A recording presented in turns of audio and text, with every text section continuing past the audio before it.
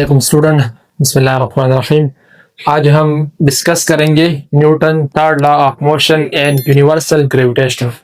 जो हमारे पास जो Newton law of universal gravitation था, ये असल में Newton third law of motion को भी फॉलो करती है। यानी किस तरह फॉलो करते हैं कि लेट्स सपोज हमारे पास दो ऑब्जेक्ट्स है, इस एक की मास है m1 और दूसरे की मास है m2। इन दोनों के दरमियान जो फासला है उसके सेंटर की तरह, सेंटर से लेकर इन दोनों के सेंटर से लेकर जो फासला है वो है r। अब f12 क्या चीज है और f21 क्या चीज है, जो बुक में जो डायग्राम गिवन है। तो ये m1 according to Newton law objects universe में इस यूनिवर्स में जितनी भी ऑब्जेक्ट्स हैं वो तमाम ऑब्जेक्ट्स एक दूसरे को अपनी तरफ खींचती है। तो ये m1 भी एक ऑब्जेक्ट है, तो ये m1 इस m2 को अपनी तरफ खींचेगी, और ये m2 भी एक ऑब्जेक्ट है, ये m1 को अपनी तरफ एक फोर्स से खींचेगी। तो F21 कौन सी फोर्स है? F21 वो फोर्स है जो m1 अप्लाई करती है m2 पर, जो m2 अप्लाई करती है m1 पर। यानी ये m2 m1 को अपनी तरफ u खींचती है। तो F21 कौन सी फोर्स है? The force applied by m2 on m1। तो आई होप ये आपको समझ आ गया होगा। और m1 भी इस m2 को अपनी तरफ खींचती है। तो F12 वही फोर्स है कि the force applied by m1 on m2, तो ये F12 हो गया। तो अब देखिए ये Newton law of universal gravitation, ये न्यूटन थर्ड लॉ को फॉलो करते हैं। किस तरह फॉलो करते हैं कि जो फोर्स m1 उस पर लगाती है वही फोर्स m2 इस पर लगाती है। यानी दोनों फोर्सेस जो है, अब आप देखिए ये एक्शन और रिएक्शन, ये एक्शन फोर्स है और ये रिएक्शन फोर्स है। यानी m1 जितनी फोर्स इस पर लगा के अपनी तरफ खींचती है, m2 भी इस पर उतनी ही फोर्स से अपनी तरफ खींचेगी। यानी दोनों फोर्सेस जो है एक्शन और रिएक्शन पेयर्स होते हैं। और अब आपको पता भी होगा कि एक्शन और रिएक्शन ये मैग्नीट्यूड में बराबर होते हैं। तो ये m1 का फोर्स और m2 का फोर्स, ये दोनों एक दूसरे पर फोर्स लगाते हैं, ये एक्शन और रिएक्शन है, और दोनों मैग्नीट्यूड में बराबर भी होंगे। तो अब देखिए हमने इसको मैथमेटिकली यू लिखा है कि F12 ये वो फोर्स है जो m1 m2 पर अप्लाई करती है, अपनी तरफ खींचती है, और F21 ये वही फोर्स है जो m2 m1 पर अप्लाई करती है, उसको अपनी तरफ खींचती है। तो ये दोनों फोर्सेस डायरेक्शन में अपोजिट है, तो इसी वजह से मैंने इसी के साथ माइनस का साइन लिख दिया, ताकि ये जाहिर करे कि यहाँ पर ये जो नेगेटिव साइन है ये रिएक्शन फोर्स को रिप्रेजेंट करती है। तो ये दोनों फोर्सेस जो है ये मैग्नीट्यूड में बराबर है। यानी अगर हम सिंपली यूं कह सकते हैं कि लेट्स सपोज जमीन के सरफेस पर 1 किलोग्राम ऑब्जेक्ट पड़ी हुई है। लेट्स सपोज ये अर्थ है और इसकी सरफेस पर 1 किलोग्राम ऑब्जेक्ट पड़ी हुई है।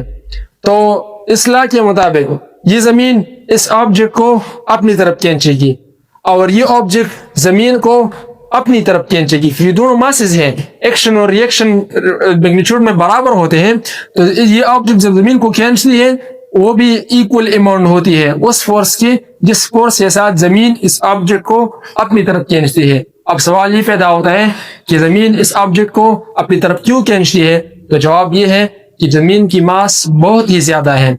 जमीन पर जैसे कि हम जमीन पर चलते हैं तो जमीन पर हम एक्शन फोर्स लगाते हैं, एज ए रिजल्ट जमीन हम पर रिएक्शन फोर्स लगाती है, हमको अपनी आगे की तरफ पुश करती है। तो जमीन की मास बहुत ज्यादा है, तो हमारी जो एक्शन फोर्स है, जब हम चलते हैं तो जमीन पर एक्शन फोर्स अप्लाई करती है, जमीन हम पर रिएक्शन फोर्स अप्लाई करती है। ये पिछले चैप्टर में ये बात गुजर चुकी है। तो जमीन हम पर रिएक्शन फोर्स लगाती है, तो हमारी बॉडी पर जमीन की रिएक्शन फोर्स हमें महसूस होती है, और लेकिन जमीन पर हमारी जो एक्शन फोर्स है वो महसूस नहीं होती। इसी वजह से जमीन की मास बहुत ही ज्यादा है। सिमिलरली अगर आप यूनिवर्स में जाए, ये जो मून है, अर्थ है, ये दोनों मासेस है, ये दोनों मासेस एक दूसरे को अट्रैक्ट करती है। तो जमीन मून को एक फोर्स के साथ अपनी तरफ अट्रैक्ट करती है, जिसको हम एक्शन कहते हैं, और यही moon same amount of force में जमीन को अपनी तरफ अट्रैक्ट करती है, वही रिएक्शन फोर्स है। तो सिमिलरली एक्शन और रिएक्शन फोर्स मैग्नीट्यूड में बराबर होते हैं। जमीन चांद पर जो फोर्स अप्लाई करती है, चांद जमीन पर वही फोर्स अप्लाई करती है, मगर अपोजिट डायरेक्शन में। तो अब सवाल ये पैदा होता है कि होना तो ये चाहिए था कि ये जमीन चांद जो है जमीन के ऑर्बिट से निकल जाती, कहीं और चली जाती। तो जवाब ये है कि नहीं, यही बात है कि जमीन जो है चांद पर एक्शन फोर्स अप्लाई करती है और चांद जमीन पर रिएक्शन फोर्स अप्लाई करती है, लेकिन चांद की जो रिएक्शन फोर्स है, जमीन की मास बहुत ही ज्यादा है, तो जमीन की मास बहुत ज्यादा है, तो जमीन की मास पर उसकी रिएक्शन फोर्स का कोई असर नहीं होता। जैसे कि मैंने आपने पहले बताया कि हम जमीन पर एक्शन फोर्स लगाते हैं, हम आगे की तरफ चलते हैं, तो हमारी ये मास बहुत कम है जमीन के मुकाबले में, तो हमारी जो एक्शन फोर्स है वो जमीन पर महसूस नहीं होती, लेकिन हमारे जिस्म पर वो रिएक्शन फोर्स हमें महसूस होती है। वो इसलिए कि जमीन की मास बहुत ही ज्यादा है। इसी वजह से ये चार्ज जो है, फिर आगे ये लास्ट नंबर टॉपिक आएगा कि क्यों जमीन से रोटेट करती है, ये सैटेलाइट वाले टॉपिक में इंशाल्लाह आगे जो है आएगा। तो ये टॉपिक ये है कि Newton third law of motion and universal gravitation का जो लॉ है, ये दोनों Newton law of universal gravitation असल में न्यूटन थर्ड लॉ को ओबे करती है। और नेक्स्ट नंबर टॉपिक है the gravitational force is an inverse square distance force. ये जो ग्रेविटेशनल फोर्स है ये इनवर्स स्क्वायर डिस्टेंस फोर्स है। यानी अगर आप देखिए F G is equal to G m1 m2 divided by R square, F is directly proportional to the 1 by R square. तो अगर आप ये देखिए इनवर्स डिस्टेंस स्क्वायर फोर्स है, डिस्टेंस के साथ इसका इनवर्स रिलेशनशिप है। अगर डिस्टेंस बढ़ जाएगी दोनों ऑब्जेक्ट्स के दरमियान तो ये फोर्स ऑफ ग्रेविटी डिक्रीज हो जाएगी, अगर डिस्टेंस दोनों ऑब्जेक्ट के दरमियान डिक्रीज हो जाएगी तो ये फोर्स ऑफ ग्रेविटी इंक्रीज हो जाएगी। तो इसी वजह से हम उसको इनवर्स स्क्वायर डिस्टेंस फोर्स कहते हैं, यानी डिस्टेंस के साथ इसका इनवर्स रिलेशन है मगर डिस्टेंस के स्क्वायर के साथ। अब इसके दरमियान हम ग्राफ ड्रा करते हैं, जो ग्राफ आपके बुक में दिया गया हुआ है उसमें यह है कि हम एक एक्सिस लेते हैं, यहाँ पर एक्स एक्सिस पर हम एफ लेते हैं, फोर्स ऑफ ग्रेविटी न्यूटन में हम इसको मेजर करते हैं, और वाई एक्सिस पर हम आर लेते हैं जो कि डिस्टेंस है बिटवीन टू ऑब्जेक्ट्स, और यही जो है मैंने R2 R3 R। अब हम चेक करते हैं, लेट्स सपोज हम कहते हैं जब रेडियस हमारे पास R थी तो फोर्स ऑफ ग्रेविटी उसकी कुछ यू वैल्यू थी, यहाँ पर आ रही थी। फोर्स ऑफ ग्रेविटी की एक कुछ खास वैल्यू थी, वो हमें पता नहीं है, हमने इसको सपोज किया कि वहां पर है। अब इसकी ग्राफ इस तरह आ जाएगी, नीचे की तरफ जाएगी। जितना ही हम रेडियस को डिक्रीज करते जाएंगे ये फोर्स जो है जब हम नीचे की तरफ एक्सिस पर आते हैं वाई एक्सिस पर तो वैल्यू डिक्रीज हो जाती है। तो जिस तरह हम फोर्स रेडियस को ज्यादा करते जाएंगे तो ये फोर्स ऑफ ग्रेविटी का जो ग्राफ है वो नीचे की तरफ आती जाएगी कम होती जाएगी। यानी ऑब्जेक्ट जब एक दूसरे से दूर हो जाते हैं उसके दरमियान जो फासला है वो ज्यादा होती है तो फोर्स ऑफ ग्रेविटी कम हो जाती है। हम सपोज करते हैं, लेट्स सपोज हमारे पास ये हम सपोज करते हैं कि हम रेडियस को डबल करते हैं, तो मैं यही फार्मूला लिखता हूँ जो F G is equal to G m1 m2 divided by R square. अब इसको मैं FG1 का नाम देता हूं, यहां पर मैं FG1 लिखता हूं ताकि कंफ्यूजन ना रहे, FG1।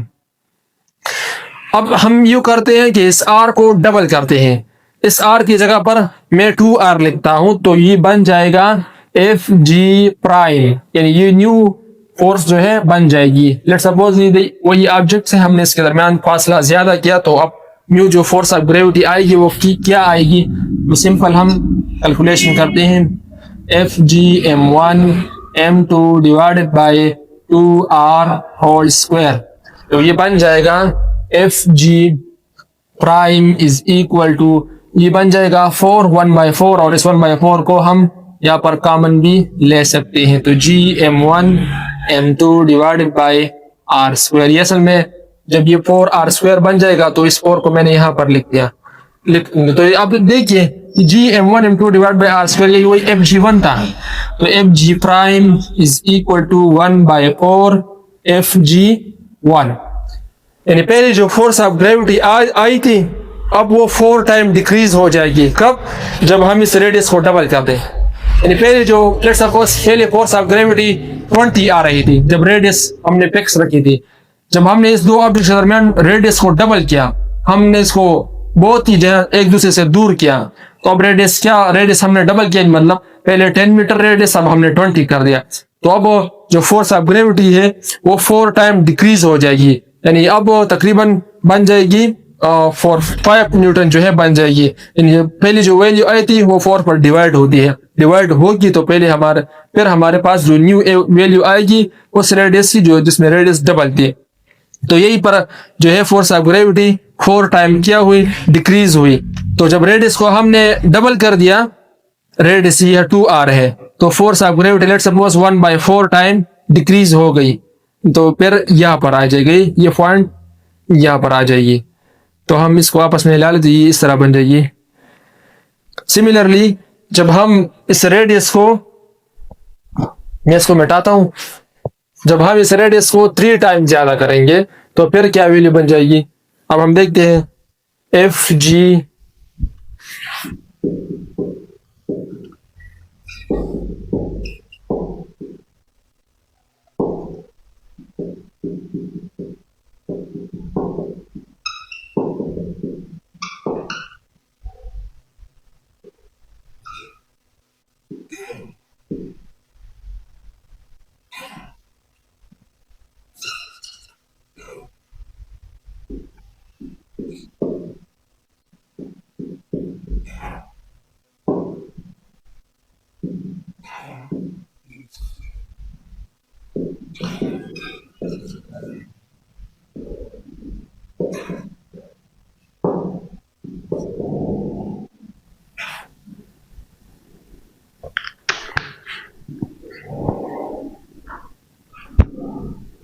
अब आप देखिए जब हम रेडियस को 3 टाइम्स इंक्रीज करते जाएंगे तो फोर्स ऑफ ग्रेविटी कितने टाइम डिक्रीज हो जाएगी। तो हमने रेडियस की जगह पर लिख लिया 3r², यानी स्क्वायर अपने साथ है और रेडियस को हमने ट्रिपल किया, तो r की जगह पर हमने 3r पुट किया हुआ है, तो 3r आ गया। अब यहाँ पर देखिए ये 30 का जब हम स्क्वायर लेते तो 9 आती है, तो उस 9 को मैंने यहाँ पर बाहर निकाली, स्टेप मैंने शॉर्ट कर दिया और r²। तो अब ये देखिए gm1 m2 divide by r², ये क्या, ये fg1 है। तो जो fg प्राइम है वो fg1 से 9 टाइम डिक्रीज होती जाएगी। तो जब हमने रेडियस को 3 कर दिया तो fg9 1/9 टाइम जो है ये फोर्स ऑफ ग्रेविटी डिक्रीज हो जाएगी। तो यू ग्राफ बनेगा। तो जितना जितना हम रेडियस को ज्यादा करते जाएंगे उतनी ही फोर्स ऑफ ग्रेविटी नीचे की तरफ आती जाएगी, जिस तरह कि आपको ग्राफ में यू शो हो रहा है। तो भाई ये जो न्यूटन और लॉ ऑफ यूनिवर्सल ग्रेविटेशन है ये इनवर्स स्क्वायर डिस्टेंस फोर्स है। जितनी हम रेडियस को बढ़ा देंगे उतनी ही फोर्स ऑफ ग्रेविटी कम होती जाएगी। अब सवाल यही आता है कि अगर हम रेडियस को 4 टाइम डिक्रीज करें, तो यहाँ पर स्क्वायर है तो 4 16 आती है, तो force of gravity 16 time decrease हो जाएगी। अगर अब हम इस रेडियस को 5 टाइम ज्यादा करें तो हम इसकी जगह पर 5r² लिख देंगे, तो फिर जो न्यू फोर्स ऑफ ग्रेविटी है तो वो 1/25 टाइम डिक्रीज होती जाएगी एंड सो ऑन। जब हम इसको 6 टाइम जो है इंक्रीज करेंगे तो यहाँ पर फोर्स ऑफ ग्रेविटी वो तकरीबन 36 टाइम जो है फोर्स ऑफ ग्रेविटी डिक्रीज होती जाएगी। आई होप ये टॉपिक आपको समझ में आ गया होगा।